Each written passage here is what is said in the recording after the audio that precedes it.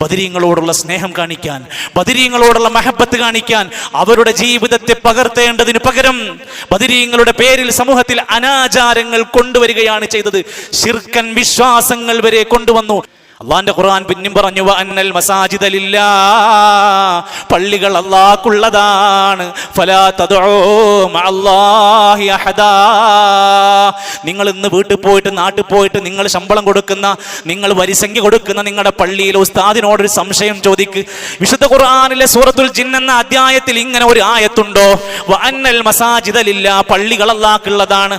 ഫലാ തദ്ഉ മഅല്ലാഹി അഹദാ, പള്ളികളിൽ അല്ലാഹുവോടൊപ്പം വേറെ ഒരാളെയും വിളിച്ച് പ്രാർത്ഥിക്കരുത്. ഇതിന്റെ അർത്ഥം എന്താണ് ഒന്ന് ചോദിക്കും. എന്താണ് ഇതിന്റെ അർത്ഥം? അപ്പോൾ നമ്മുടെ പള്ളിയിൽ നടന്നുകൊണ്ടിരിക്കുന്ന ബദർമാലയിൽ മൗലിദിൽ വിളിക്കുന്നത് ആരോടാണ്? ഈ പ്രാർത്ഥന ഏത് അർത്ഥത്തിലേക്കാണ് വരുന്നത്? നിങ്ങളൊന്ന് പരിശോധിച്ച് നോക്ക് പ്രിയപ്പെട്ടവരെ. പള്ളികളിൽ വെച്ചുകൊണ്ട് ബദർമാലയും ബദർ മൗലിദും നേർച്ചയും ആണ്ടുമൊക്കെ കഴിച്ചുകൊണ്ടിരിക്കുന്നു. എന്നിട്ട് നമ്മൾ ആലോചിക്കണം, ആ ബദരീങ്ങളോടാണ് സഹായം ചോദിച്ച് പ്രാർത്ഥിക്കുന്നത്. അവർ അവരുടെ ജീവിതത്തിന്റെ ആ രണഭൂമിയിൽ വെച്ച് ആരോടാ പ്രാർത്ഥിച്ചത്?